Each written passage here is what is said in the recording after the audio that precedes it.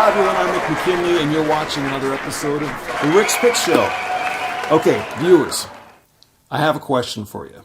What do financial planners, registered representatives, and mortgage lenders all have in common? We say not true. Okay, very funny. But seriously, there is something that all three of these occupations have in common, and that is that the folks in each of these positions should, at their base level, be looking out for their clients' best financial interests. And how can they all do that? Well, they're obtaining, or they should be obtaining, a full financial picture up front from their clients. I know in some financial services circles, this process requires completing a document called a fact finder, and it helps a registered representative or financial planner to understand what their clients' needs are now and what they're going to be in the future. Now, mortgage industry has an equivalent, and it's accomplished by taking a complete 1003. If you fill it out completely, you're asking all the right questions in order to give your clients the best plan for now and also for their future.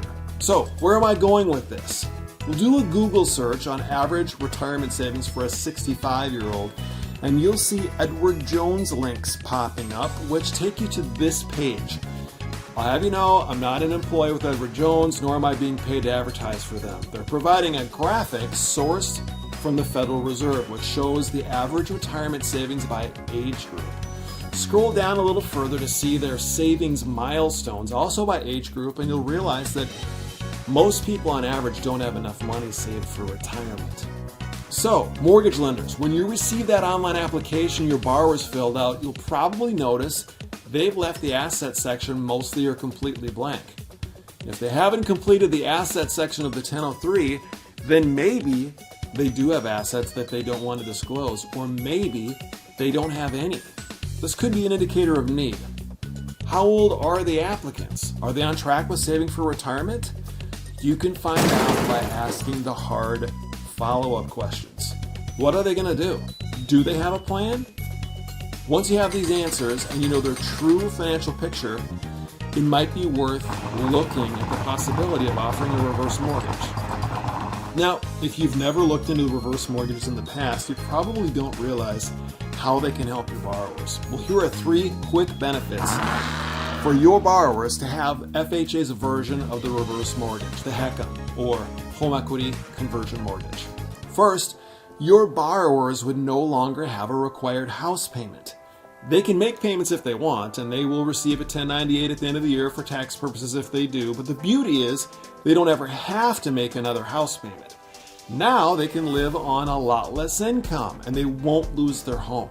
As long as taxes and insurance stay current, they'll get to live in that home, and so will their non-borrowing spouse or other titled occupant, as long as they want to. Second, they won't ever be underwater. This is a non-recourse loan. If the home were to lose value and the accrued interest on the mortgage exceeded the value of the property, the estate would never owe more on the home than its current value. Further, they would still be able to sell to their family for 95% of the value of the property, not 95% of what's owed on it. The rest of the mortgage balance wouldn't be their responsibility, and it would be cleared with the sale. Third, and finally, on the ARM version of the HECM only, any available equity within that eligible LTV factor at the time of the initial closing of the reverse mortgage would grow at the rate equivalent to the note rate on the loan, allowing future access to additional credit which can be advanced tax-free. This is time value of money at work, and it operates with similar properties and characteristics as that of the investment features of life insurance contracts. Now, I was once a registered representative with the appropriate securities and insurance licenses, but I'm not any longer, and I'm also not an attorney, so I can't speak to you about specific situations regarding insurance contracts, but I can tell you that if you want to know more about reverse mortgages, reach out to me. I'll be glad to make sure that you have the resources to be able to understand them and the opportunity to be able to offer them to your own clients. There's a lot more to know, but with a little training, you could be doing your clients a huge favor by reducing their retirement expenses and increasing the potential income for their future years. And that wraps up another Rick's Picks. Thanks to all of you for watching. If you're comfortable with it, please share this link with your friends and your colleagues, and subscribe yourself so you get notified when the newest episodes are available. Have a great week, everybody. I'll see y'all next time.